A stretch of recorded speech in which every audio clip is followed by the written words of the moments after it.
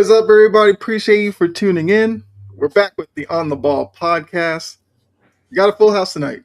Look, we're going to make this a big special episode because free agency got underway. We're going to talk about the moves that happened. I don't know like you, but there's a few moments in there where there's so much going on. I couldn't keep up with it, but we're going to kind of break down a lot of the big moves that happened today. We're also going to start looking at mock drafts. It is mock draft season. Some people are a little bit better at it than others, but we're going to take a look at a couple tonight and see how we all feel about kind of the average writer or, whatever their consensus on how the first round will look. And if we think some of the moves from today might change some of those plans. So before we get into all that, right next to me, we got not guarding the 2, he's guarding the 3. Brett, how you doing tonight? I'm doing great. Let's say looking forward to talking some sports today. Okay. Hey, this is the place where we like to do that. What's going on, Jory? And hi. Upper right, rocking the Giants gear. Is that a Brewers hat too? Okay. Yeah. All right, Ian. Look, learning about you. So you're a Brewers fan too. Yes. Okay. I respect that. Y'all gave me Caleb Durbin. I'm not complaining. How are you doing tonight? I'm doing great. How are you? I'm good. I can't complain. You got the Jackson Dart on. Yeah. I like Jackson Dart's game, so I'm not going to say anything about that. Upper left, making his return to the show, my guy Dylan. Dylan, how you doing tonight? I'm doing good. I'm excited to be back. My favorite time of the year. Got the draft hype, March Madness. Love all of that going on. Excited to be back. Absolutely. Yeah, look, anybody who's ever tuned into the show before, they understand. Dylan loves this stuff. And March Madness as well. So we'll touch on that a little bit more probably next week. Right next to me, got a special guest on the show. Man knows his stuff. CEO, man, how you doing? Ready to talk some mock drafts and some free agency? I'm just glad that free agency's cooled down. I've been doing a free agency tracker all day since pretty much since before the tampering period started at 9. And it's just been one thing after another. Every time I would update the page, I would refresh my Twitter feed, and there'd be 4 more signs. I'm like, damn, I gotta keep going. It was like 5 hours straight. I was just sitting at my computer typing. I'm just glad that I got some downtime. I can talk some mock drafts, go over some free agency. Yeah, no, absolutely. I mean, look, there's a lot. Like you said, if you missed a refresher or two for a couple of minutes there, 3, 4, 5 moves would happen, and yeah, you just find yourself behind. I do think it's kind of slowed down a little bit now, so we probably are talking about it at the right time. But look, if something happens on show, one of you in the chat could throw it in the chat. If I get the notification, I'll bring it up as well. Let's see. Oh, what's going on, Jason? Right before we started, the Raiders signed Nakobe Dean and Quay Walker, right as we all joined in here. Seattle just signed Rashid Shaheed. Yep. Okay. All right. Look, the NFL's got a lot of money, and they're spending it like crazy. I don't know what to do with it. I was at work. Next thing I know, Linderbaum signed for $81 million. That definitely was a surprise to see $81 million for a center. But hey, the Raiders are trying to protect their prized possession in Mendoza. We already know Mendoza's going to be the number 1 pick. It is what it is. But all right, so let's go ahead. Let's look at a mock draft. Have some fun with it. I got the Athletic pulled. So I will kind of serve as commissioner here, read off their picks, and get your reaction to them as they have it. Number 1 pick, Fernando Mendoza. Like I said, we don't need to spend too much time on that. Nobody's shocked by that. The Jets at 2, Arvell Reese, linebacker out of Ohio State. Yeah, that's about what I expected. That's where most people are mocking him right now. In my personal mock, that's where I have him as well, too. I mean, kind of when you kill the combine like that, already being, the linebacker prospect you are, and how, the Jets were very bad defensively last year. You want to go out and take, probably the best player there or the most versatile player, and that's arguably Arvell Reese. Okay. I mean, Ian Brett, I'm assuming not too surprised by that with the Jets. Yeah, not No. too surprised. I could definitely see them going maybe like Ruben Bain here, but it feels like they got to go defense with this pick. Yeah, with all the edges they signed today, it's making it feel like that's opening up for Reese to start him at linebacker, learn a little bit from Mario Davis, and then like gradually move to edge, kind of like how Micah Parsons did. That's what I think is the most ideal thing for him. I would like him at the Jets at too. Like talent wise, it feels just a tad rich for me, but I don't hate that fit at all. It's not too bad to start. 2 picks in, we don't hate it yet. Okay, that's fine. Cardinals at 3. David Bailey, edge Yeah, out of we've Texas. already fallen off the rails. All right, so I mean, what's your issue with David Bailey? My biggest issue with David Bailey is that like a lot of what he was doing in college doesn't really feel that translatable to me. Like I don't think he's gonna be getting a lot of like these like tee off opportunities. And he's not that really good against the run. Like he doesn't have very good bend. He's not that flexible in his torso and things. And like he's not necessarily weak, but he's also not very big. He's only like 250. So like whenever he's in the run game, he can get pretty I want to say pounded necessarily, but it's hard for him to hold his ground. Like instead of resetting the line of scrimmage at 1 yard behind the line, he's getting pushed back a yard or two, and he'll still make tackles and get stops every now and then. But like it's small things that like I feel like a 2 yard tackle he's making in college is going to be like a 5 yard tackle in the NFL, or just getting completely blown off his spot more often. I think he projects closer to like a DPR to start, and as he gets stronger, maybe he can become a 3 down lineman. For me, he's more like a late first, early second guy. And like in my most recent mock, I got him going like 14, just because the Raiders need an edge, and he does have some pass rushing juice. But I don't know, 3 just feels a little rich, especially when like Ruben Bain and Sonny Styles are still on the board. Just more talented guys, in my opinion. I mean, does anybody else want to jump in? Thoughts I on mean, I Bailey? agree, especially with Cardinals? Arizona not being in a position to really afford, a project guy, a potential guy. They're not really that team to also build those type of players as of late. You think you might want to go with someone who would be a little more surefire, someone who could just juice up that team right away, and that would be someone like a Ruben Bain. Nothing, Bailey can be good, and some of his stuff could come over and translate, and he could be a better edge rusher, but for the Cardinals to take him, it's kind of a big risk for a guy that's you're not set up to really take either. Yeah, Brett, Ian, want to jump in? I mean, I could even see them taking like Caleb Downs here too. Caleb Downs wouldn't be a bad pick for them either. I mean, they're getting older at safety too, and he can kind of fill in at linebacker too a little bit and kind of drop down to be like a nickel. So it wouldn't be bad for Caleb to go here either. But I mean, Ruben Baines, Caleb, either one of those two would have been a better pick than David Bailey. Okay. Let's see. All right, so 4, Tennessee Titans, Sonny Styles, linebacker out of Ohio State. Now, see, you just talked about Sonny Styles would be a guy you could have seen the Cardinals take. So fit with Tennessee. How do you like that one? With what they've done today, like Franklin Myers they brought in, as well as others, we know they got defensive coach. That we've seen that these defensive coaches love fortifying their side of the ball first, and then working over to the offense. Even though they did sign one Dale Robinson as well. So Styles to the Titans. How do you like that fit? Yeah, if I remember correctly, I actually mocked Styles. Yeah, I mocked Styles to the Titans, and not my most recent today, but the one I did last month. I had him going to the Titans. I don't hate that at all, especially with because they've got a lot of like corners and then defensive linemen, and I still think they could use like an edge one guy, which is what I think Ruben Bain could be, especially playing next to Jeffrey Simmons and JFM. But I don't hate Styles at all. I think he has all pro upside as a linebacker.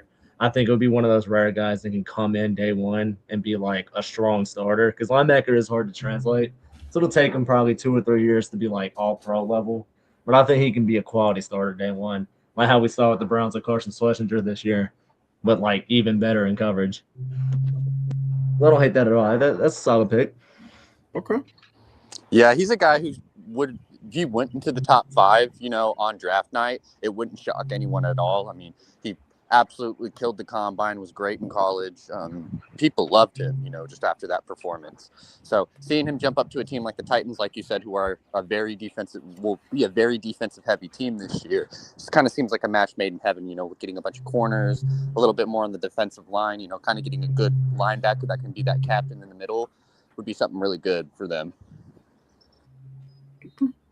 So I think Brett and Ian, I would ask this. I know it's kind of early to really kind of grade out free agency classes and all that. But from what Tennessee's done so far early on, what are you thinking about what the direction that they're going in with Saleh and Dayball and those guys? Do you like what they've done today? You'd like to see them do a little bit more? Like, where are you thinking? I mean, I like how they've kind of like filled in a little bit of their holes on defense with like Alontae Taylor and Cordell Flott, and even getting John Franklin Myers.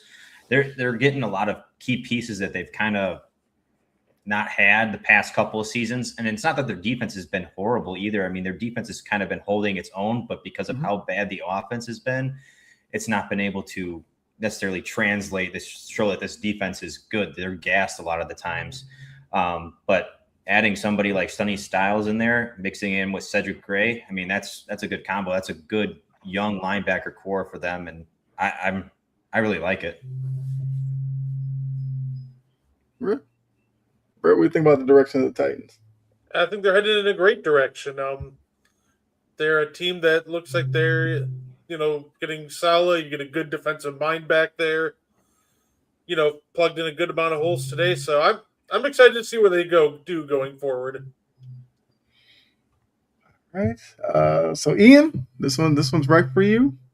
Number 5, the Giants take Caleb Downs, safety out of Ohio State. How do you like that, Ian? For your squad. I like it a lot. I mean, we've had a little bit of safety issues the past couple of years. Ever since letting go of Xavier McKinney, we haven't really been able to have a solid safety. So I like Caleb Downs. Did well in college. Should be great in the NFL too. Okay. So like a CEO? Yeah, Caleb Downs is actually, I haven't released it yet. It'll be coming out next week, but on my big board, he's actually number 1 on it. And he does have the torn meniscus that was uncovered at the combine, which gives you a little bit of worry. But at the end of the day, this is a guy that's been not just a 3-year starter, but a 3-year superstar. He either just turned 21 or is about to turn 21 years old. Can't even legally drink yet, and he's been one of the best players in football, regardless of position. Leading defenses, coached by Nick Saban as an 18-year-old. He can do it all. He's one of the most fundamentally sound players I've ever watched, and I've been scouting football for about 5-6 years now. And it's a guy that's hard to pass up. It kind of reminds me of 2022, where it was a weaker class. There was some guys at the top, but you knew this wasn't gonna be a really strong class. And there's just this outlier safety prospect, borderline generational. Well, he's the best player in this class, but he might fall down for a bullshit reason. And then everyone's gonna look back and how did this guy fall to 14? How is this guy available at 10? And I would like it if the Giants took him. I've also seen a lot of people talking about them taking Carnell Tate to get another receiver there, or taking one of the linebackers like Reese or Styles. But I would be happy with Downs if I was the Giants, especially since they just lost Cordell Flott, who was playing the slot for him a lot. Newbin hasn't been quite the guy you want for the high second-round pick in year 3 or going into year 3. So I would be happy with if I was a Giants fan. Okay. Dylan, your thoughts on Caleb Downs? I mean, I like it. I mean, you look at last year, going into this year's draft class being who are some of these top prospects, the number 1 name that hasn't changed is Caleb Downs. He's the same guy who was on people's big board from last year going into this year, and now that the draft's up, he's still up there.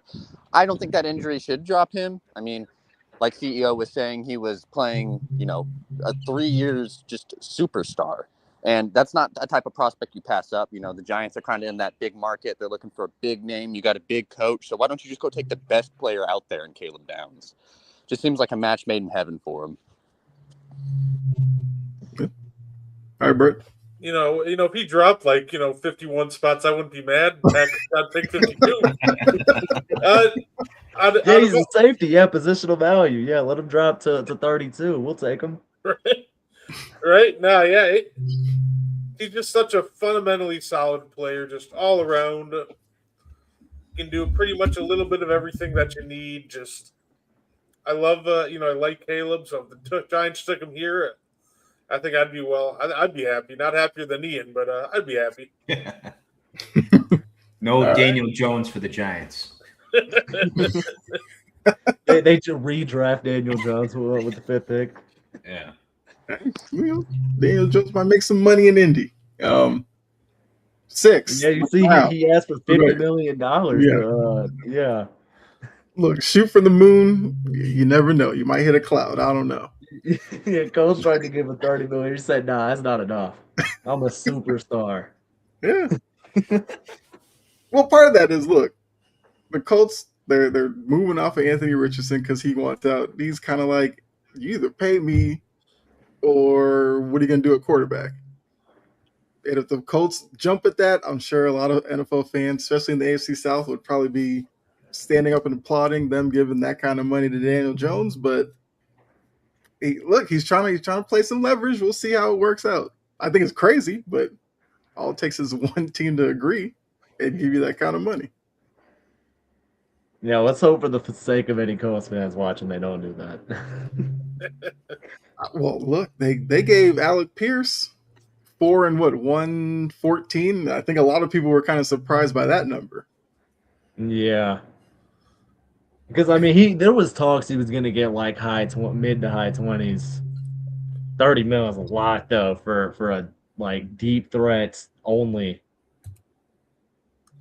It's rare to see a go ball specialist get that much money. And I know the market's getting inflated at receiver, but still, there was better or similar quality receivers getting like 10, 15 mil less a year. Yeah. You got more than Mike Evans. Yeah. I mean, Mike Evans, we know his age and the injury history obviously is working against him. But if I'm going into next year, because I'm a big Mike Evans fan, I'll take my chances with Mike Evans. All right, so the Browns at 6. Spencer Fano, tackle from Utah. Oh yeah, this is a fun one. You got to protect your prized possession in Shedeur Sanders, man. Is that the guy to protect him though? Is my question. I don't know. I don't know if he's going to protect him too well. You got to watch what you say now. There's Browns fans in the chat. They'll be listening carefully because they are all bought in to Shedeur Sanders. They don't want no Dylan Gabriel. Get that Deshaun Watson guy off my team. It's about Shedeur Sanders. Yeah, I agree. Give Shedeur a year. See if he's the guy. There's no harm in it. He either sucks and you draft a quarterback next year, or he's good and you don't have to worry about quarterback. This is low risk, high reward. But sounds like you wouldn't let Deshaun Watson even compete for the job. I wouldn't let him in my facility probably. I don't know. Good. They just got to keep him around for 2 more years, and they can banish him. They can exile him to St. Yeah, basically, I think this year for sure. I think next year they could move off of him. Might be a little bit hard, but I think next year is probably the year that they finally do it. Yeah, because I saw if they tried to move off of him this year, the dead cap's still over $100 million. I think if they try to move off of him next year, even it's still a crazy number, 80 mil or something like that. I think after 27 is when they have to move off of him, going into 28. Dolphins are eating $99 million on Tua, so Which we'll talk. Yeah, but they have more cap room now. Yeah, no, that's true. I'd say might as well get out of that as much dead cap as you can if you're not going anywhere. Right. Smart. Yeah. I mean, the tackle, whatever. I feel like you got to obviously get the offensive line straight. And like I said, I think the biggest question for the Browns is who do they want at quarterback and who are they going to actually kind of go down the road of acting like is the starting quarterback. I still think the Deshaun Watson stuff is weird that they're making it seem like if he's healthy, he'll compete for it, even though he's not going to be there long term. So it's almost like, are you wasting your time in doing that? What? I mean, I assume you at least give them a chance because on their investment. Competition never hurts, you know. That's true. Yeah. Hey, look, you know what we need to do? We need to do it already. We'll trade the Browns Anthony Richardson, even more competition. Let's create the most mid quarterback room of all time. Worse than mid. That's an all-time stinker right there. Let's see. All right, so 7. The Washington Commanders. Ruben Bain, edge out of Miami. Honestly, I think that might be a steal at 7. That seems like a Dan Quinn kind of pick. Yeah, and they just got what's his name? Odafe Owe. Yep. In free agency. I think that'd be a good pairing right there. George says I want Bain. I do too. Yeah. So she's a Titans fan. Which you did say you wouldn't mind seeing Bain to the Titans. So Jordan, if you did miss it, they have the Titans taking Sonny Styles from Ohio State, the linebacker. Let's see. All right, so 8. Jeremiah Love, running back Notre Dame to the Saints. That was definitely made before the free agency got heating up. Yeah. Because, I swear, everybody assumed that was the absolute perfect spot for Jeremiah Love. But like I said, a lot of stuff's gone on. Yeah, probably not going to happen like that again. But I don't know. Like, what are your thoughts on taking running backs in the top 10? Running backs matter, baby. I think that not enough running backs get drafted high enough. Ashton Genty should have went top 3 last year. I'm drawing, but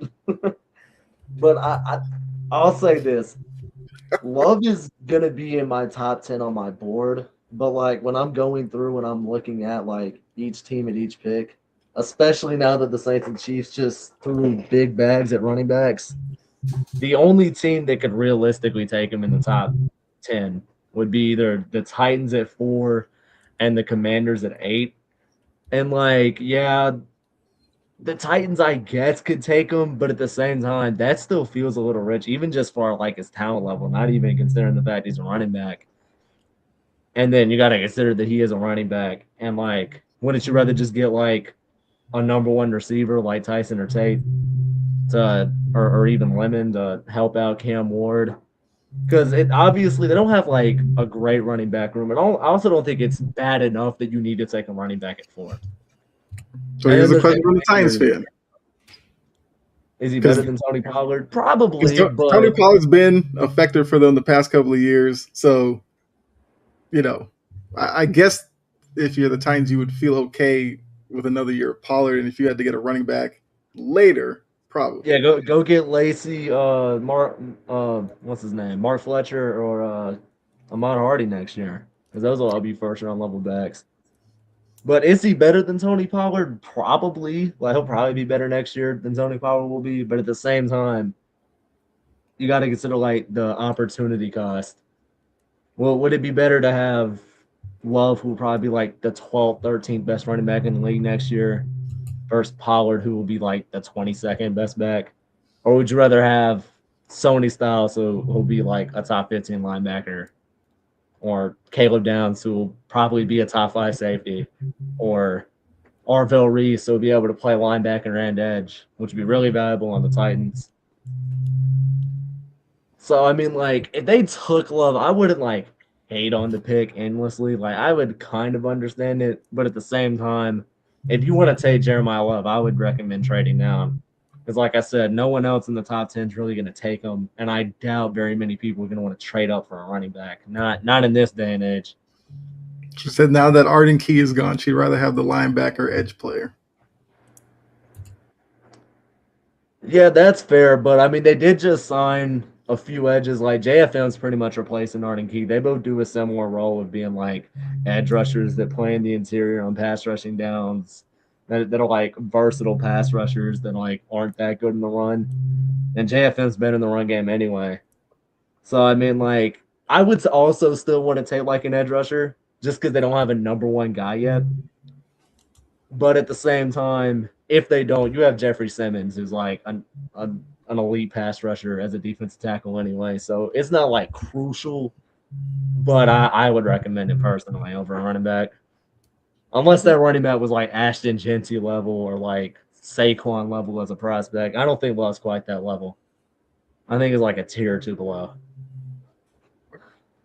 Yeah, I mean, Brett, Ian, how do you feel about running backs in the top 10? I think it depends on the team relative to quality of running back. Like I think if you're like a generational like caliber, talent of running back, then it might be worth it. But also, you have to kind of be ready yourself because at the end of the day, even a elite running back isn't going to uplift a full team. So I do think that they definitely are worth they can be worth top 10 picks, but it really needs to be the right player. That's fair. I feel like if you're a running back away, that's when you take a running back in the top 10. Otherwise, if you don't, you have to prioritize that guy to build around, and you have to be able to stay put with it. That's something that the Giants didn't do, and we kept with Daniel Jones versus keeping Saquon, and that kind of sent us back a couple of years. So if you're going to take a running back that high, you've got to be able to prioritize him, make sure that you're building around him. You get an O-line, you get a quarterback that's okay with not having the ball in his hands 20, 30 downs of play. I mean, it's got to be a priority for them, and that's unfortunately the issue, and the longevity too. So that's another reason why taking a running back in the top 10 is kind of risky. It's got to be a need now. Yeah. That is fair for sure. All right, so 9. Kansas City Chiefs, Kenyon Sadiq, tight end, Oregon. I know they brought back Travis Kelce. That's clearly like the farewell tour. All right, so yeah, I mean, thoughts on Sadiq to the Chiefs?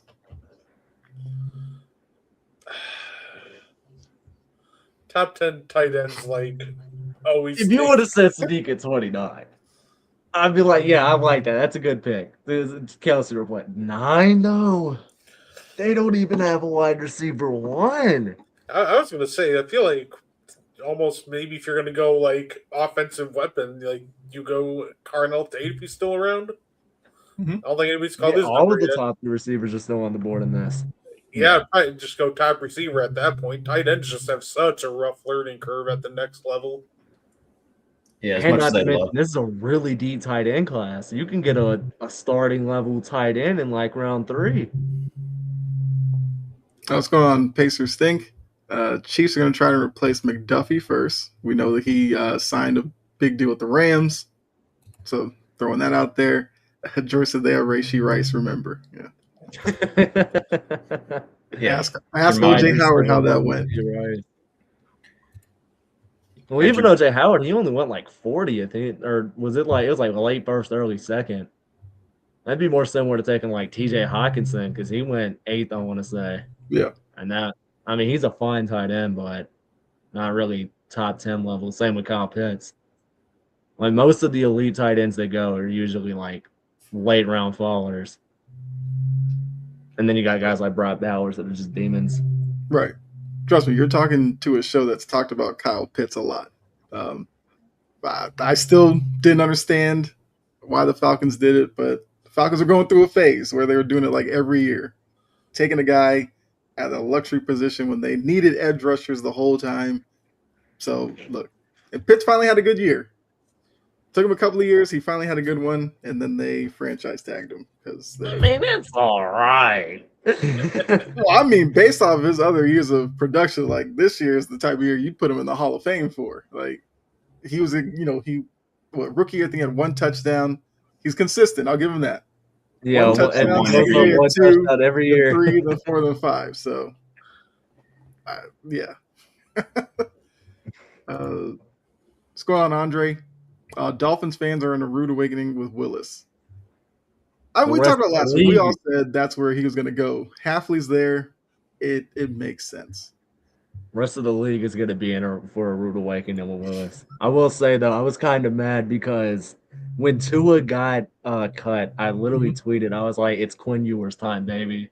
Quinn Ewers season in Miami. We're gonna get a year." Because I was one of the biggest Quinn Ewers supporters last year. I had him like top 50 on my board as my QB2, and then he started like 2-3 games this year, and I saw flashes. I saw that potential. I'm like, he had a few picks in the Cincy game, but those weren't really his fault. He played well overall. And I was like, let's go. We're going to get a year of it. Because I was thinking that Willis was going to go to the Cardinals or the Vikings. I had heard the Dolphins with the Tua rumors. So I was like, nah, he's not going to go. It's Quinn Ewers season. I was coping a little bit. But yeah, I like Willis to the Dolphins. I think that'll be a nice little pickup. I have a lot of stock in Malik Willis.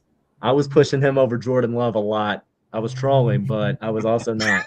And I'm going to be proven right this year. All right, Malik Willis, buy stock in him right now. I'm about to say, with that statement, you're probably going to get some wrath from Brett, because on the show, Brett, Ian, and I, we talk about Jordan Love a lot because of kind of the conversations around him, especially this year, where it seemed like a lot of people are starting to doubt his ability. And I'm a fan of Jordan Love. Obviously, Brett is as a Packers fan, and Ian obviously looks at Jordan Love as a good young quarterback. I don't understand where all this is coming from, but hey, the NFL media they love to kind of pick on certain players. Jory said, "I'm very proud of Malik Willis." Me too. I mean, last season he definitely earned that money with the win over Baltimore. As soon as he got that, he knew he was going to cash in. So, yeah, good for him. Rounding out the top 10, Cincinnati Bengals. Mansour Delaney, cornerback, LSU. I don't hate that. I was mocking Delane to the Bengals for a good little bit, but I've changed my opinion. I did some thinking on Delane because usually I'm a guy I like players that produce a lot, or not necessarily produce, but guys that are just good early and then maintain that. Like if a guy is good like as a freshman or a sophomore, and then has a down year as a junior or something like that, I'll usually give them more grace. And I'm usually lower in the opposite direction too. Like if a guy is kind of mid their first 2 years and then breaks out in year 3, especially now with the transfer portal where like they can just switch situations. LSU's known for like developing DBs very well. And it's like this could be a Linsanity run. It could be a Mickey Mouse season. Because like I even went back in 24 to Lame while I was watching my Castellanos, and I was like, yeah, this 24 version of him is like a 4th round pick at best. But you watch him in 25, and it's like this is a top 10 worthy pick. And like he has concerns like with the measurements. He's a little small. He has T-Rex arms, which can be overcome, but that does hurt you, especially as like a man corner. And he is really good in zone too. I think he's gonna be like limited to like only off coverages, which the Bengals did run a lot of like soft zones and shit with like DJ Turner, but they also like to press a little bit. I would prefer Terrell for the Bengals. Okay. But I wouldn't be mad at Delane. But if both of them are on the board, I would lean Terrell. But I don't hate it. So before I get Brett and Ian in here, Andre asks, line Super Bowl window closing. Well, Brett will probably say it was never open. I was overrated. It was never open. Go ahead, Brett. Go ahead and say it. It really kind of does feel like it, though. It's one of those things that when you start to offensive linemen drop off like they have this offseason, it's very concerning. So we'll see, but if that pocket isn't 100% comfortable for Jared Goff, he gets a little shaky at times. So we'll see, but it's not looking good for the Lions right now. Ian, is the window closed? You giving them a little hope? I mean, I still think, open a little bit for them. I still think there's a little hope. I mean, they've got some good playmakers. I mean, Jamison Williams had a really good year last year. They still have Jahmyr Gibbs. They still have Amon-Ra. They still have Sam Laporta. Mm-hmm. So, I mean, they still have some good weapons offensively, but seeing them lose linemen, as good of linemen as they had, and had having one of the top offensive lines in the league, and now losing a bunch of those pieces, it's not looking good. No. Okay. It's not I mean, looking good good until question, they Andre. get a factor in 17, and then it'll be all good for them. Let's see. All right, so got through the top 10. I think going forward, I'll probably group some picks together and we'll kind of discuss it that way. So let's say 11 through 15. Dolphins, Carnell Tate, wide receiver, Ohio State. Cowboys, Avion Terrell, cornerback, Clemson. 13 to the Rams, Monroe Freeling, tackle from Georgia. 14 to the Raiders, Keldrick Falk, edge, Auburn. And then 15, CJ Allen, linebacker, Georgia. Okay, I see you shaking your head at that one. I guess you're a big CJ Allen fan. Whenever it comes out that a 20-year-old is calling plays for a defense that's coached by one of the best defensive minds in the sport, Okay. that guy's good at football. That guy's not going to have a learning curve in the NFL. And CJ Allen is also a really good athlete. He does have some issues like disengaging blocks. He's not very strong. He's almost like a big safety playing linebacker. But like he has good coverage abilities. He's good like recognizing plays. He's good in like when he's playing runaway. He's good at like shuffle stacking. He's good at like fitting gaps. Sometimes he might overplay it a little bit. He's not bad in space or anything. It's just like it's small issues mainly. Like when you're comparing him to like Sony Styles is like the guy, like that's like the staple linebacker prospect. So it's good to like compare. Like he's smaller, he's weaker, he's probably still a little bit less athletic. That's just because Styles is a demon. But like he still has those athletic traits you want from a modern day linebacker. He's also good in coverage. He's almost like a discount Sonny Styles in a way, and that is a first round prospect. I have a mid first round grade on him, which in this class damn near gives you a top 10 grade. Mm-hmm. And I've been mocking him in the early to mid first all year. He's one of the linebackers I like a lot. Any picks in that range? Brett, Ian, catch your eye. I know Brett, you were just talking about Carnell Tate. So to the Dolphins, what do you think? Hey, I think that'd be a fine pickup for the Dolphins. They have a lot of holes to fill, but right now one of them is at wide receiver. You know, they parted ways with Tyreek, so I think that'd be. I wouldn't mind Tate to the Dolphins. Okay, let's see. Ian, only because the Cowboys are in your division. Mm-hmm.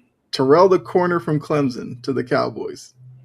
Also go along with, I guess, what the Cowboys are doing, what Jerry's talking about. They're going to spend big. How worried are you about the Cowboys?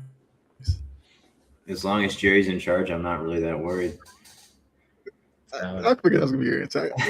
Gave you an alley-oop on that one. He'll have like a couple of good. Yeah, Terrell to the Cowboys. What do you think? Terrell will be just fine in the NFL. I mean, he's going to be a great corner.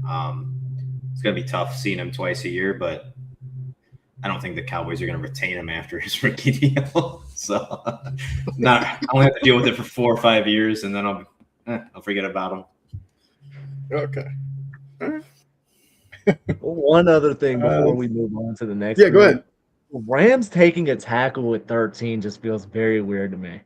Like, they don't really need tackle. Like, Alara Jackson has done a very good job the last few years. And I know Rob Havenstein retired, but, like, McClendon came in for, 10 games this year, and he also performed pretty well. I mean, I would understand taking one in, the second or third round, or if they didn't trade their second first, taking one there. Like a guy like Fano or, he's already gone in this six, but if a guy like that is available that can play tackle and guard, I'd be fine with that. But I don't really think offensive line is where I would look for the Rams, especially if Tyson and Lemon are available at 13. I go get one of those guys because Tay's old. I know they run a lot of 13 personnel, but their other receivers aren't really that good. It's Puka and friends. And then Tay himself is old. He missed, what was it, like 3-4 games this year, and his injury problems is only getting worse. So I get a guy like that that can sit behind Tay for a year, especially like Lemon and Tyson, because they're elite route runners. Especially like Tyson, kind of obviously much worse, but he I kind of see some of the movements with Tay whenever he's running certain routes. So like, I would get one of those guys because he can play outside. They can both. Lemon's more of a pure slot, but Tyson Mhm. has versatility playing inside and out. So I would rather get one of those guys or take CJ Allen because they still need a linebacker. They fill corner getting Jalen Watson and Trent McDuffie, but they can still use some linebackers. They can maybe get another safety later in the draft. But I just don't think tackle's worth taking at 13. And I like Freeling, but that just I don't know. Actually, no, I'm a Seahawks fan. I want them to take Freeland. That's a good pick. Lemon and Puka, I mean, that'd be a generational duo. Appreciate the comment, Andre. Generational slot merchants, maybe. Real receivers line up out wide. I mean, he's going to disrespect the slant god Michael Thomas for what he did in the slot. He also He was lined just up slant. out wide. Not too much on my boy. That's true. Yeah. Say, I think he's coming after your guy, Julian Edelman, Kyle. Look Yeah, at if there's any Rams fans, I'm coming after your guy, Cooper I'm Kupp. used to the Patriot hate. It's all good. It's all good. It is what it is. Edelman will be in the. I'm gonna get Edelman in the Hall of Fame. I'm gonna throw a party. It's gonna be great. I don't know about I all mean, it's that. better than what they're doing on the committee anyway. Why not let He'll me get in the in? Ring of Honor. He'll make the Ring of Honor. No. We're You might reaching have to higher. wait for that, We're though. reaching higher. Hall of Fame. He's got the Ring of Honor locked down. We're getting him in the Hall of Fame. Seahawks fan, you know all about Puka. I mean, any NFL fan, I'm any hoping NFL you fan say knows that about about Puka. Puka. The guy Puka's is a great. monster. Yeah. All right, so the next little batch here. All right, so the Jets' 16th pick, Jordan Tyson, wide receiver, Arizona State. 17 to the Lions, you got Caleb Lomu, tackle out of Utah. So another tackle from Utah going in the top 20. Okay. 18 to the Vikings, Dylan Finneman, safety, Oregon. 19 to the Panthers, Makai Lemon, wide receiver, USC. And then 20 to the Cowboys, Akeem Mesidor, edge, Miami. Which pick in there's got your attention, CEO? I feel like I could talk about all of these picks, but I want to focus on Caleb Williams at 17. When you got to the Lions, I was like, this is obviously going to be Caden Proctor. It's been kind of talked about a lot, especially since they cut all the linemen and what's his name retired. I was like, yeah, obviously Proctor's going to go here. And I know people are kind of low on him because like he has the conditioning issues. He was really inconsistent throughout the year. At one point he got up to like 380. He's fat, he's a slob, but at the same time, he's a mountain. He's got almost unmatched movement skills for a guy of that size. He has really good hands. He can be sloppy at times, and like he is a little lazy getting downfield in the run game. But the thing is, like, Alabama still used him in screens. They still let him pull a good little bit. Like if you watch I think it was the LSU game, he's pulling on like multiple times, like to where like you notice, oh, they're using him in space a good bit. They're running a lot of screens to Jeremy and Brooks, and that kind of shows he's not like your average Orlando Brown style tackle where he's just gonna do straight sets and he's just gonna down block all game. Like he has different movement, and that's why like he's the guy I've been talking about the Browns taking at 6. I know he won't go that high because of like the way he's being looked at. Like teams know they can get him lower, so they're not going to reach on him. But like just talent wise, I don't think there's a better offensive lineman in this draft. And with Caleb Lomo, he's the guy that like when my top 50 comes out later this week, I wasn't even really thinking about him. My issue with Lomo is that he's not really that big. Like he's like below average size for a tackle.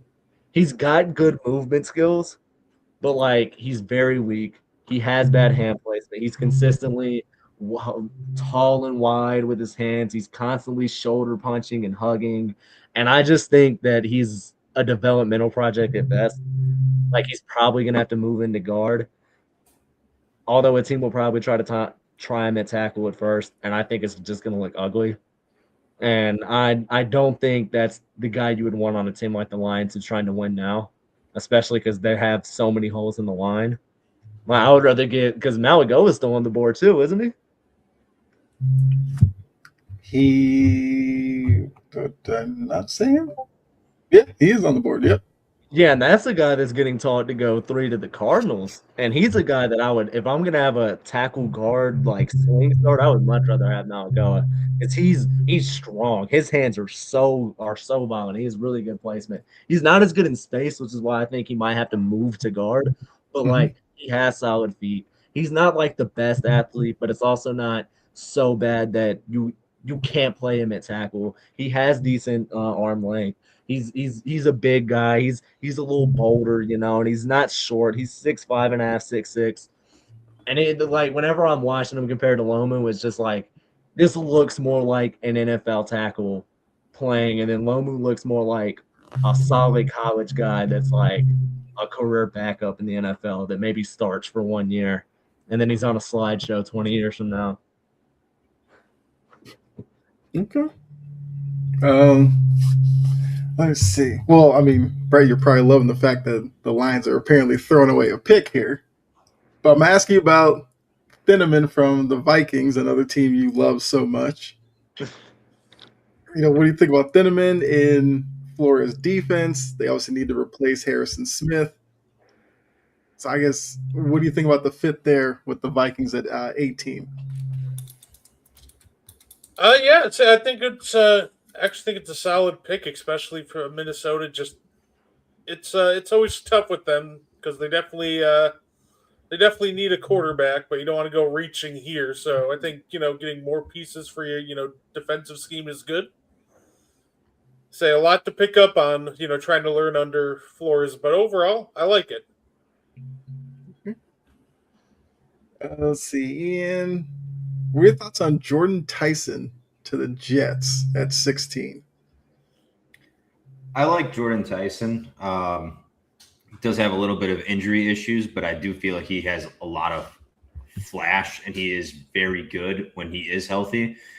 I don't necessarily know how well this is going to pan out for the Jets because of their quarterback situation. Mm-hmm. He's a great talent, but I don't know how I feel about them taking a wide receiver when they don't necessarily have a solid QB option. Granted, yes, you're going to want to have a room that's good, a wide receiver room that's good for a QB to flourish, but I don't know if this is necessarily the move for them to make right now, as they don't have a QB that's going to make the correct throws and going to be able to carry them even with a talented wide receiver room. So,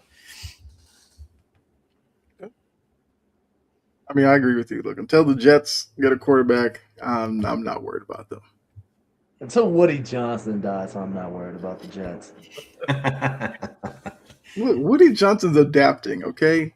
He's using Madden. Using Madden ratings to sign players. He's adapting to the times. Yeah. Madden knows.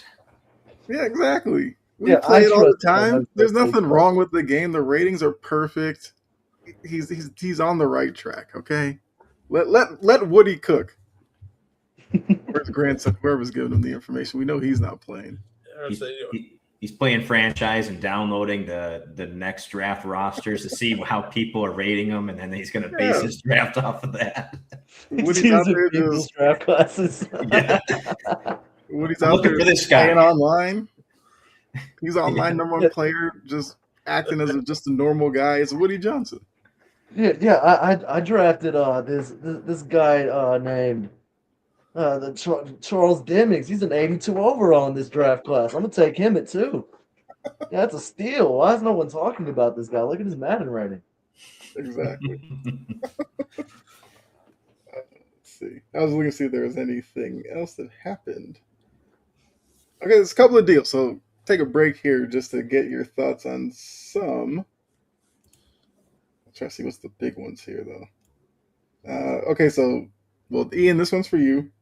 Mm-hmm. Isaiah Hodgins re-signed with the Giants. I'm sure you're throwing a parade. Yeah.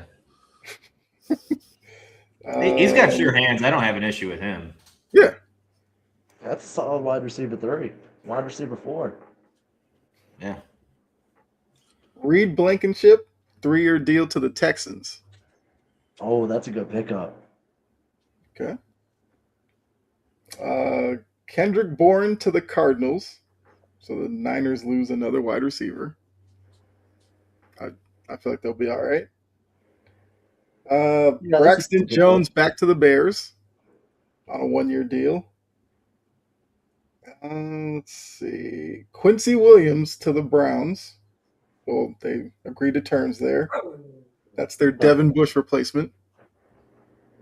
It doesn't really matter who your linebackers are when you have that front four. Even Myles Garrett, the rest of them will just fall in line. Right. Yeah. Just don't be like noticeably bad, and you'll be fine. Right. Yeah. So yeah, with all the attention that they take as a linebacker, the play should be there for you. I mean, look, Schlesinger had like 400 tackles last year. There's a reason why.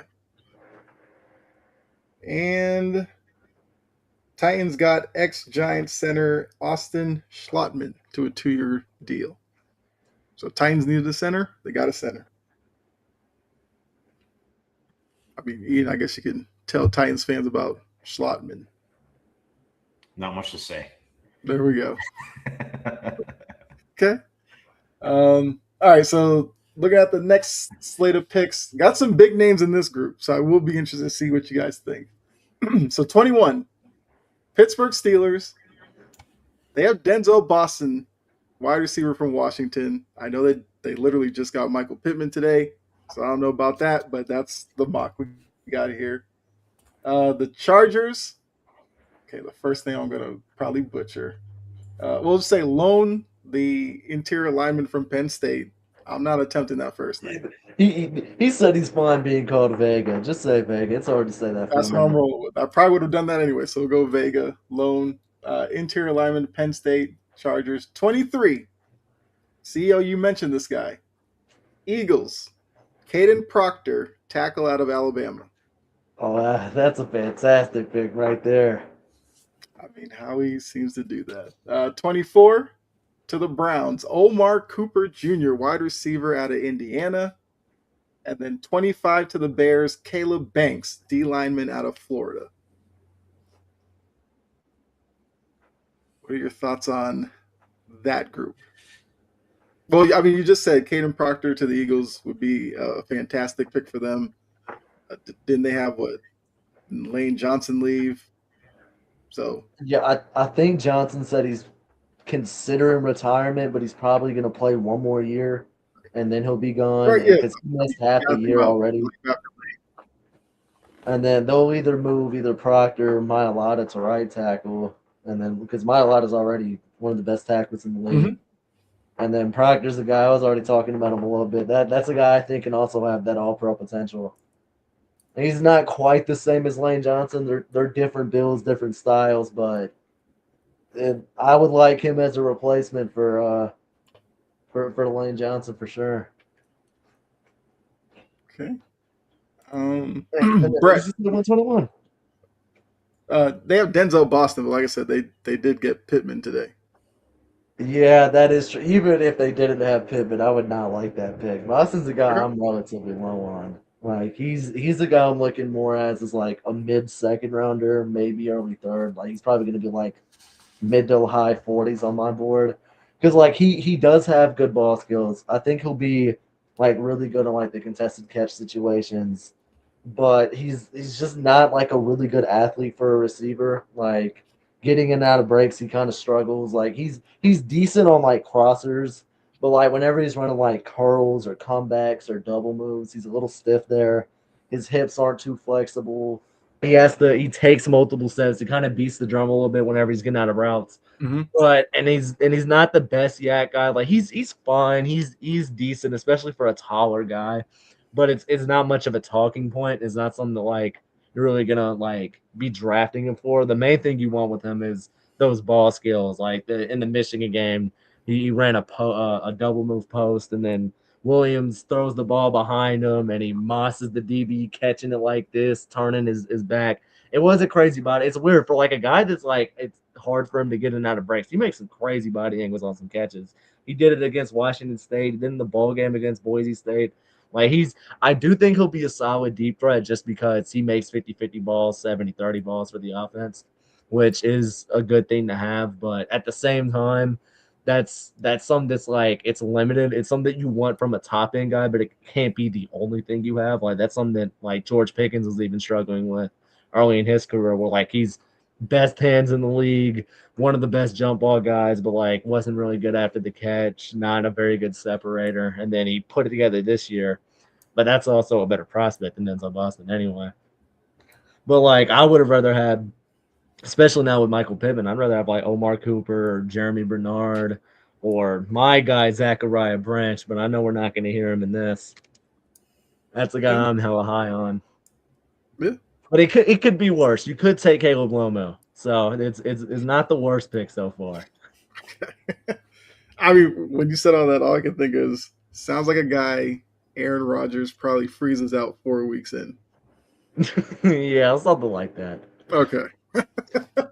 So Brett, I'm asking you, Omar Cooper to the Browns. I feel like we talked about the Browns already, but look, Omar Cooper, we saw make that crazy catch. Went up, got his feet down the back of the end zone. So he obviously has good body control and everything like that. Would he automatically walk in to Cleveland and probably be the number one guy? I know they have Jerry Jeudy, but If Judy stops hating his life, then no, but probably will. Oh, Bray, you're muted. Say like probably ends up being the number one, but it might take him a couple weeks. I don't know. Maybe I'm just hating on Jerry Jeudy too much, but I think he would win it in relatively short order. Okay. Let's see. In the Proctor pick, since once again that's your division. Mm-hmm. How much would you hate to see Caden Proctor in Philly green? See, the thing that I hate about the Eagles is that they always tend to be like really like late first round picks, and they always find some guy that's just falls into their lap. That's a perfect fit for their system. The Eagles have one of the best, if not the best, offensive line coaches in the entire league. Having Caden Proctor here, that's kind of a developmental piece. Perfect fit for them. If Lane Johnson stays another year, even better, because then you don't have to slide him in right away. And he can learn from Lane Johnson and the O-line coach, and they'll be just fine. So Elijah says, how's the pod going? We're having a good time talking free agency and some mock drafts. All right, so I have the last batch of the first round here.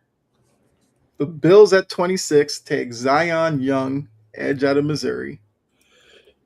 The Niners at 27, Max Inhenekor, the tackle out of Arizona State. I butchered that last name. My bad. 28, Texans Blake Miller, tackle out of Clemson. We know that they've been shipping out linemen, so we'll go with that. 29, the Chiefs, Concepcion, the wide receiver out of Texas A&M. I mean, you talk about the Chiefs need a number one. There's a wide receiver for you. 30, the Broncos taking Caden McDonald, D lineman, Ohio State. So Malago is still available at 31. Wow. Who? Francis Malagoa for Miami. Yeah. All right, so 31, Patriots, Emmanuel McNeil Warren, safety out of Toledo. Like that. 32 to the Seahawks, Jermon McCoy, cornerback, Tennessee. So this mock has your guy, Francis, as the best available going into the second round. That's interesting. And like I'll talk about Seattle since that's my team a little bit here. I'll say this. since Tariq Woolen's looking like he's not coming back, I would not be mad. Obviously, corner would probably be one of the top positions to take. And McCoy is a guy that I have in that like early mid first range. Like I could see him going to I think I actually mocked him going 10th this morning when I did my mock draft. But like at the same time, it's like he hasn't played football in over a year. He didn't test at the combine because he said he didn't feel physically right. He said he's going to test at the pro day, which I really want to see. I want to see how he's moving. Mm-hmm. Now, when you look at the 24 film, it's really good. Like, if we assume he has no medical red flags, you could make a pretty good argument he's the best corner in this class. He's really, really good in zone. His zone instincts are insane. There was one game against Alabama in 24 where he's playing cover 3, and his deep drop, I think it was a slot or a tight end, comes in, runs like an out route, and he is able to pick the ball off in like scramble mode. And it's like a crazy break on the ball.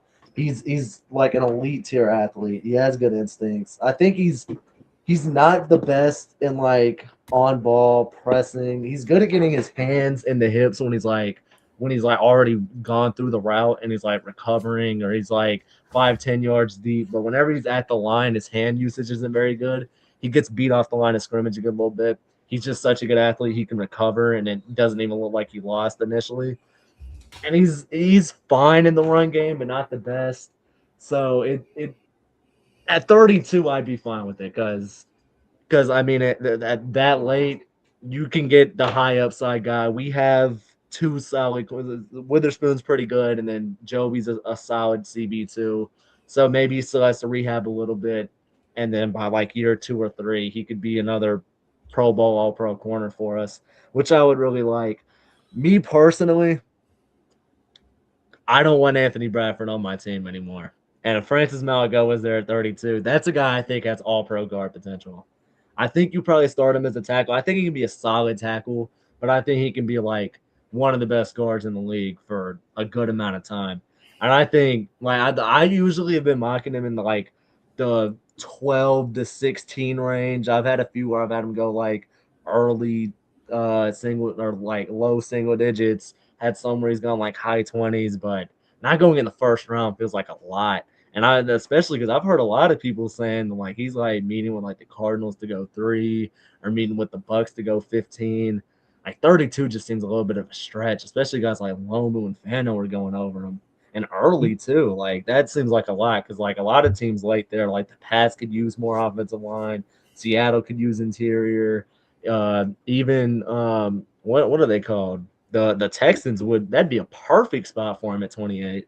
And they did get Blake Miller, which I don't hate that at all. He's a guy I have as like a French first rounder. He's a solid tackle, and they did just move off of Titus Howard, so they can move Ursery back to right tackle where he's more comfortable.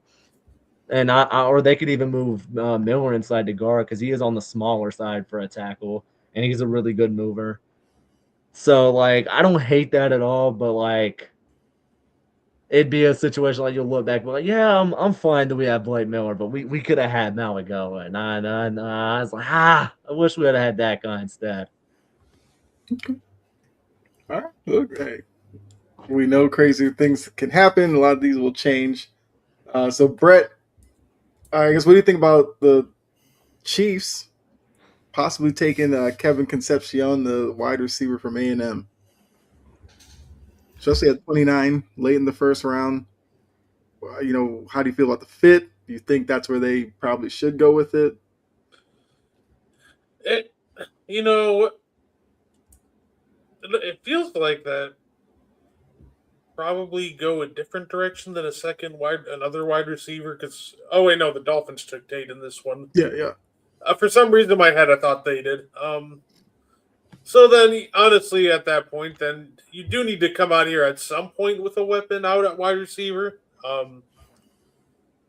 So I think this. Well, you say that this one had the Chiefs take Sadiq with their first pick. Yeah, that's fine. They take a tight end and a wide receiver in the first round. They're 2 picks. I'm fine with them going receiver here. Okay.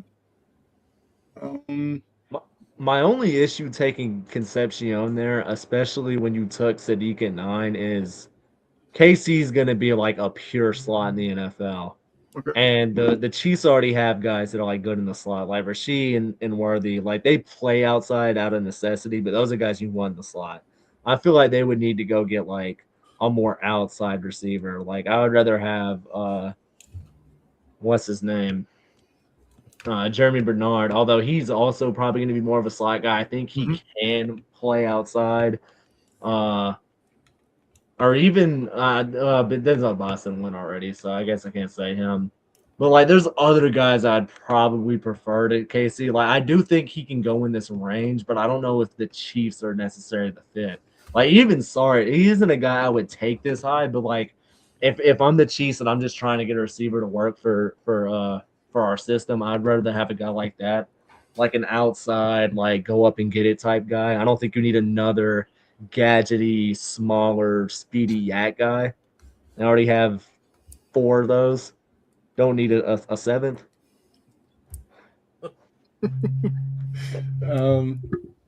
Let's see here. So Ian, I guess what do you think about? I guess the Niners here taking the tackle from Arizona State. Kind of looking at the Niners as a whole, I feel like they're a team that you could ask probably the same question about that we asked about the Lions. Their Super Bowl window. Like where are you kind of gauging that with the Niners right now? I mean, they always seem to find a way to be competitive, even with injuries. Kyle Shanahan's a great head coach. He's a great play caller. His quarterbacks that he has, I mean, Mac Jones and Brock Purdy were both very comfortable in the pocket this year, able to be very competitive for the Niners. So I don't really mind them going at tackle at this spot. Might not be the best prospect, but he's not bad at all. So I wouldn't mind it, but yeah. I mean, I feel like the Niners are that team that we kind of doubt every year.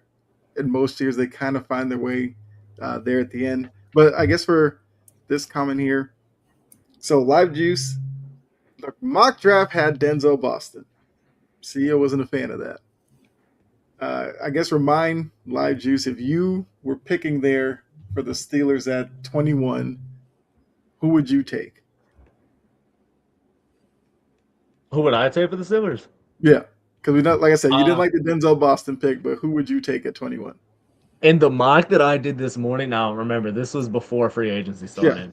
Yeah. I had them taking Dalen Everett out of Georgia to be the cornerback to JPJ, but obviously they just signed Jamel Dean, and he's going to lock that up. I had other mocks. Usually I had them taking one of Casey Concepcion or Jeremy Bernard out of Alabama. Those are guys that I feel like would fit better, especially if they keep Rodgers around for another year. I like those guys more because like with Rodgers, especially as he's older, he's not trying to like throw it as far. He's more of a game manager at this point. That's where you would want like the speedy, gadgety slot receiver that you can just manufacture yak for and just have him go and have more yards after the catch than before. Whereas like Boston doesn't really fit that as well, and I just think Concepcion's like a better player. At the same time, he also has the return juice that gives him a little bit extra value that you can do early in his career. But yeah, that would probably have him go receiver, or even you could have if like one of the tackles fall, like if Proctor, Malagoa, and there's someone like that is still available. I wouldn't be mad if they took one of them. Okay. So I will say for this one also, their best available. Like I said, Francis Mauga is their one. Peter Woods, D lineman out of Clemson. I didn't even realize he wasn't off the board yet. What the hell? He's their second best available. Cassius Howell, the edge out of A&M. T.J. Parker, edge out of Clemson, and then their fifth quarterback, Ty Simpson, Alabama. Those first 4 guys that I've had go first round in almost all of my mocks. And like Woods and Malago, I don't really see the argument for not being first round. Like with how I can see it, like if tackle and receiver and like defensive tackle go have runs, and if the Mhm. three safeties go in the first round, I could see how slip into the early second. But I don't think it's necessarily egregious. Parker's a guy that I have in that like mid first round range. Like in the mock I did this morning, I think I had him going 14. Okay. No, I had him going 15. Yeah, to the Bucks. I usually have him in like the mid to late teens, early 20s. I had one where I had the Eagles trade up and take him at 21. But like with Simpson, that's a guy where, yeah, that's a round two player. That's a guy I don't really think should go round one. But the other four, I'm like, huh. I feel like those are guys that should definitely go in the first. Let's see. Dylan T from Oregon, the safety, could really help us too. Yeah, this mock had him going pretty. Or where was he? Yeah, I had him at 18, right? To the Vikings. Yeah, 18 to the Vikings.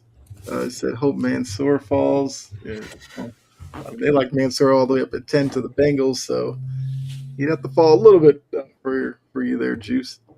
But I guess with that mock down, I do want to ask this question. Looking at the free agency day one, who's a team that you think it's kind of hard to go winners losers on the first day, but whose free agency are you really liking right now?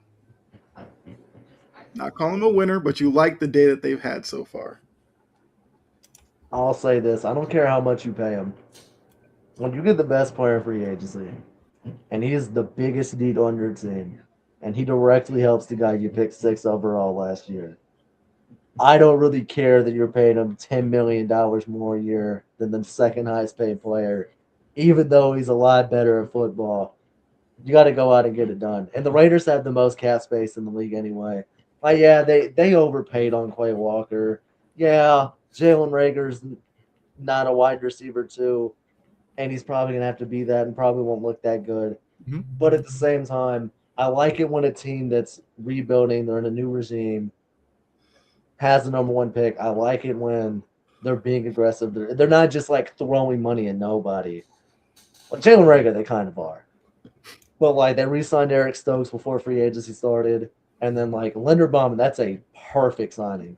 Like could not have a better fit. Like their offensive line is going to look night and day because they only had one good offensive lineman, and that was Jackson Powers Johnson playing right guard.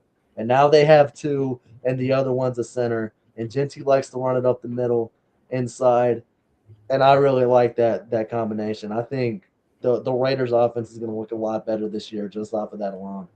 And then they also made like I'm a big N'Kobe Dean guy. They Mm-hmm. got him for 3 years, 12 mil a year. I think that we could look back at that deal by the time he's up for an extension and be like, how did they get him for that much, for that small of a contract? Okay. So that they would be an early winner for me. Okay. Yeah, because Juice is saying he likes what the Raiders are doing. He's also looking at the 49ers and what they've done. Brett Ian? 49ers would be on my losers list for sure. You paid a 33-year-old coming off of broken collarbones at $60 million. That is like Mike Evans 49ers just sounds like the next slideshow of washed athletes. Go ahead and put them on there. And as a Seahawks fan, I love it. Best signing of the day. A+. 10 out of 10. Would not recommend. Brett Ian, I guess, a team or a signing, we'll kind of expand it to that caught your eye from today. Yeah, no, like I said, I was just gonna kind of shout out what the Raiders are doing. They're being aggressive at key important spots. Say at the end of the day, they decided to go of and beyond and get Linderbaum, and rightfully so. So I think that was a great move, and that'll just overall help. Obviously just not just Mendoza, but maybe Genty won't get killed 5 yards behind the line of scrimmage every step of the way now. Yeah, maybe he won't have more yards after contact than total yards this year. That was one of the crazy stats of the year. Could you name 15 better wide receivers for 1 year? Than Mike Evans. Like current Mike Evans, 15. I feel like that's All what right. he's saying for going into next year. Name Yeah, 15. going into next how they are right now. You Yes. remember, Mike Evans played 8 games and had 300 receiving yards, and a third of them came in one game against the Panthers. Remember Yeah. that when I'm naming these players. I'll only name 20. I can name like 40, but I'll only name 20 for you. JSN, Puka, Chase, Jettis, AJ Brown, Drake London, George Pickens, CD Lamb, Amon Ra, T. Higgins, Devontae Smith. Who else? Who else plays football? Uh, Luther Burden, Ted McMillan, Garrett Wilson, Chris Olave, Odunze.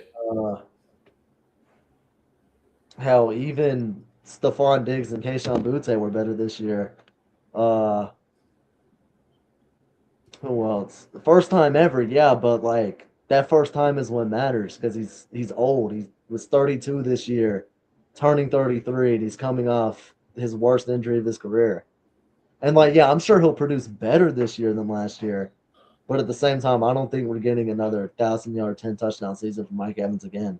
Like, if anything, I would bet that he probably misses 5 or 6 games this year. He's got to remember the Niners practice next to a fucking nuclear reactor. All their players get hurt every year. So if anything, he might not even play a game for the Niners. He's going to tear his ACL in training camp. If anything, That's like if definitely you're what. talking about peak Mike Evans, yeah, a lot of those guys aren't. Oh, Tay's another one that's better. Uh, there's plenty of guys I'm forgetting, but like he's not even a top 32 receiver anymore. Now, if he goes back to his 2024 ways, which isn't like there's not a 0% chance that happens, but I would say it's a lot more likely that he looks washed on the Niners and we look back very unfavorably of that contract than him looking like 23, 22, 24 Mike Evans or like, oh, that was a steal of a deal for Mike Evans.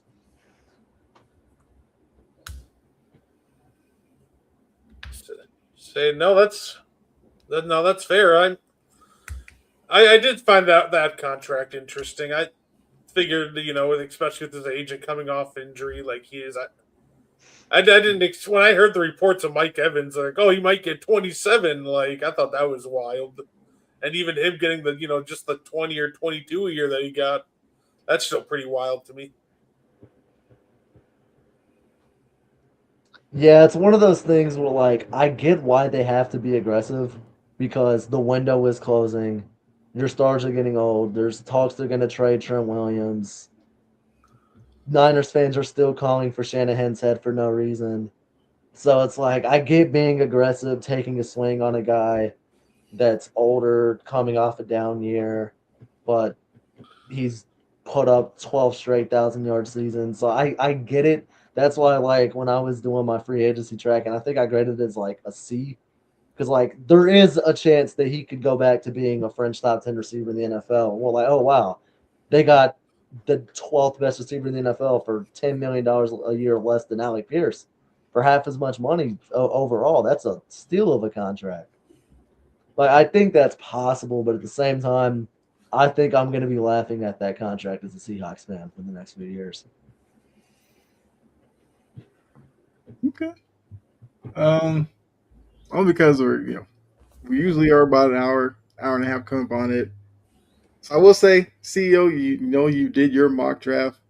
Give us like a pick or two, maybe kind of sneaky sleeper picks that you have on your big board that people need to be paying attention to when the draft comes around.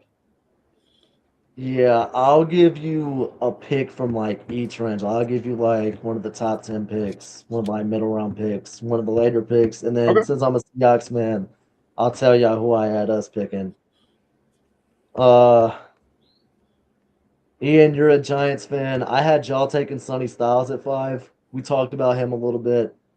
Y'all just cut Bobby Okereke. I think y'all signed Tremaine Edmonds. So Yeah, we that did. does fill that need because y'all do run a lot of like dime sets and y'all use safeties in the box a lot. So linebackers not like a huge need, but Sonny Styles plays literally everything. He has like 500 snaps at like every position that's not corner in his career. So he's a guy I think like he can probably play edge on obvious passing downs in the NFL.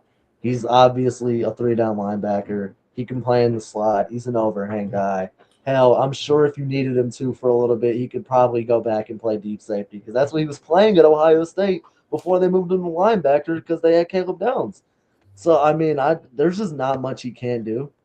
So I feel like that's a pretty easy pick when you don't need a lot of the premium positions. You have any thoughts on that? I think it's a great pick. Number 8, because we talked about him being one of the best available at day 2. Just to give you an idea of where my head has been at. Mhm. At 8, I had the Saints taking Peter Woods. Now, I know I am a little bit higher on him than the consensus. Like the consensus boards have him like low 20s, high teens. And like there's talks that he might be available like in the late first round just because defensive tackles usually don't go super high.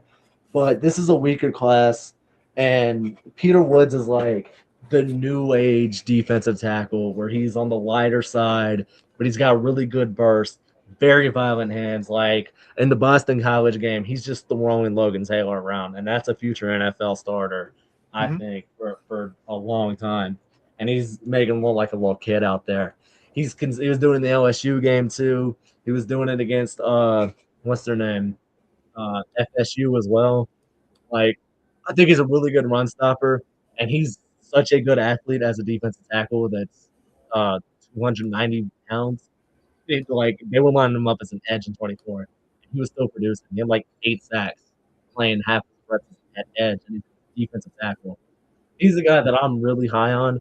I think he has major upside, and with the Saints having Brissy, who's a weak run stopper and a good pass rusher, I think that'd be a good duo. I think they would work well together. And I think he's someone that just helps out that run defense a lot, which they could use. And then in the mid first round, I had sorry about that, but in the mid first round, I had the Rams taking Mekhi Lemon. I had the Buccaneers taking TJ Parker, who was another guy that didn't even go in the first round.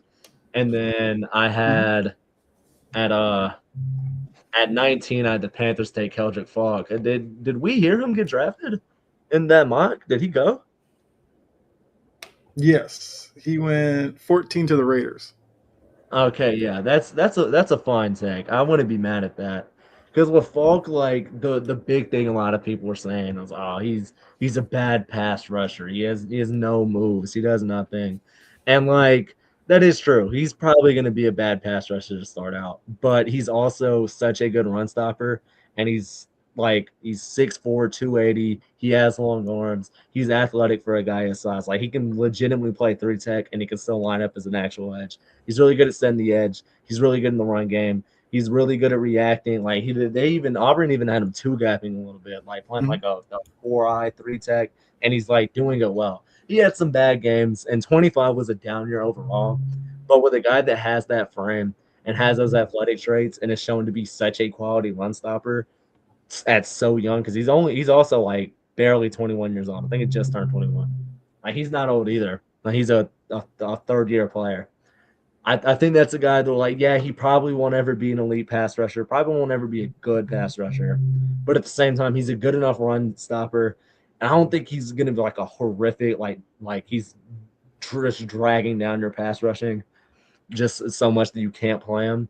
I think the run stopping makes it worth it on a team like the Panthers or the Lions or even the Raiders now that they don't have Max Crosby. They're like you can take him in like the mid late first round, bet on the upside, because if he does like improve some moves, because like he has solid bend, his hands aren't that bad, they're strong. It's just his technique isn't the best. If you can get him, if you can teach him like a rip move and like maybe a spin, he can be a solid pass rusher, and then he's an elite run stopper. So that's a guy that I like in the mid first round. And then what else did I say? Oh yeah, and this one I had Caden Proctor going 17, but I generally have him going pretty high. And then in the late first round, I had the Browns because at 6 I had them taking Jordan Tyson. So Mhm. at 24 I had them taking Monroe Freeling out of Georgia. Because if they can't get Proctor, that's the next best left tackle on the board, in my opinion. And that's a tall guy, sound pass blocker, can do different type of drops and still be good. He has good feet, and he's also a taller guy. He's like 6'7". He's on the lighter side for a guy that big. I think it's like 320. He has really good feet. He can get a little bit stronger. Sometimes his feet are a little wide, but I like his hand placement. He can improve in the run, but like he's good at down blocks. He gets to the second level well. He just needs to work on like finishing those blocks, really throwing guys out the way. Because like Georgia didn't use him as much as like in space as Alabama uses Proctor, but I still think he can develop into that. He's a little bit more developmental, I would say, but I think he has good traits to where you can take him, especially if it's in the late first in the draft like this, and you can be happy with that day. Okay. Yeah. I mean, look, that like I said, we usually go about hour and a half, so we're kind of up against it. But I think this is just the beginning. Obviously, we're into that point where free agency obviously will continue. We'll have more to talk about it with that next week, and as we get closer to the draft as well, we'll probably see more of these and everything like that. So we'll definitely talk more mock drafts and all that for the weeks to come. But CEO, appreciate you coming on for sure. Like a lot of knowledge, learned a lot. Let the people know where they can find like your stuff. Let them know. Well, I've been posting on my Substack. I made that in January. The OTB, I had to put a 4 in there. So I had to put a number. 4 is the number for an OTB, so I put that. The OTB4.substack.com. That's where you can find me. I've been doing a free agency tracker. I have to update that after we're done with this. And Mm-hmm. hours that I haven't been able to work on that while I was doing this, which this is fun. I'm glad I got a break from it. Like I said, I was spending all day stressing, like updating, and then 4 more guys. I got to fill them in. And then you can also find me on Twitter at CEO. Wait, let me make sure because I changed my name. Let me make sure I have it exactly right. Right. Can't have you Yeah, shouting out somebody else. for RPO enjoyers. That's my Twitter handle. That's where you can also find me. I'll be talking about the draft and free agency a little bit. You can see some of my Oscar Delp and Harold Perkins propaganda on there. Okay. Yeah, thank y'all for having me on. This is a nice little 2 hours. No, look, definitely appreciate you coming on. Brett, let the people know what they can look forward to later tonight. Yeah, you can talk some wrestling with Mo and I. We'll be talking Elimination Chamber since we didn't get to it last week and just updated in the world of wrestling. So, yeah. All right. Yeah. Wrestling fans, you got to come back and check them out. They will get you update on everything. Elimination Chamber as well as going forward in the world of wrestling. All right, Ian, anything you want to add? Your happiness with the Giants. How happy are you after day one? I mean, we filled in the hole with Tremaine Edmonds, Isaiah Likely. I mean, Isaiah Likely has some flashes. He can be pretty good receiving threat for the Giants. So, not too happy that we spent $40 million, but it's another weapon, I guess. Yeah, the price of business. Yeah, but yeah, that's about a it. wide receiver too now. Yeah. Yeah. Okay. I mean, I probably should let you say, Brett. Like, what do you think about the Packers so far? Yeah, well, it's offseason just kind of going how I figured it would be. We re-signed Sean, Runyon to 3 years, $33 million, which I'm fine with. We're losing a lot of, we're losing a good amount of people, but it's literally nobody that I didn't expect. Like we're going to lose Rasheed Walker, Romeo Dobbs, but can only gotta just keep adjusting. So overall, though, I do like that we did re-sign Runyon. Okay.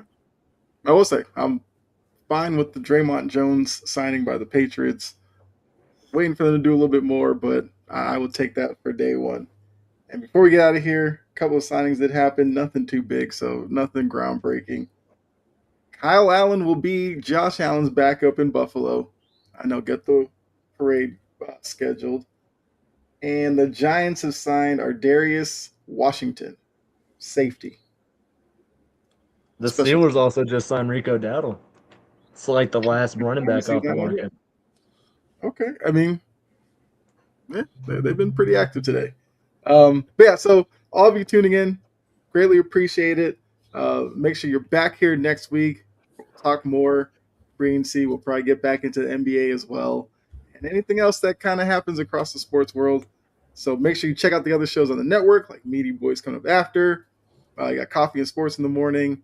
I'm back on here Friday, Passion and Precision with Jory and Key. Make sure you check us out then. That's it. That's all I got for you. So till next week, enjoy the rest of your week. We'll see you next week. All right. Bye. Oh, real quick, Go ahead. Juice said that he had a podcast and he was wondering if any of us would be one to collab. I won't speak for the rest of y'all, but I'm a nomad person. I don't have my own podcast. I got to set one up. I got to do that. But yeah, I'd be down to talk some football, talk some NFL draft, maybe some free agency.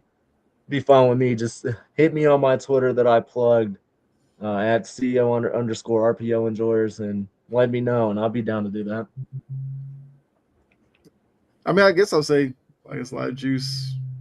I was trying to see the easiest way for him to like reach out to us if he wanted to, but I just leave a comment and we'll kind of reach out to you, like under the video on Twitch. Yeah, I just saw the comment on there. He had just posted it. I'm glad you pointed that out. Saying something, so he doesn't feel like we're ignoring him. Yeah, absolutely. So Juice will, I guess, reach out to you under Twitch and get it going.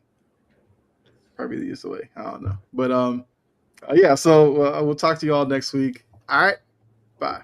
Oh, okay. Just ask where do we go to contact? Well, so CEO, give him the Twitter again. Yeah. I'm not connected to my YouTube on here, so I can't like chat. But my Twitter handle is at all caps CEO _ all caps RPO and then capital E enjoyers, and then the rest is undercase. Yeah. And then the profile picture is a play art of an RPO. Okay, makes perfect sense. But yeah, I had to do it. It's in the name. I mean, yeah, you got it. It's just. Or you can also go to my Substack, the otb4.substack.com, and then you can leave a chat there after you've followed me. You can also do that too if you want to contact me. Either works. I check both. What's up, yeah. Okay, there you go. All right, so now, well, Juice, hopefully you're back here next week. Check us out again. But yeah, so until next week, for myself, not guarding the 2, guarding the 3, Brett, Ian, the Giants fan, and the Brewers fan. I like the Brewers, so I'm not gonna give you anything over that. I like the Brewers as well. And then CEO, appreciate you stopping by. So we're out of here. Good night. I'm happy.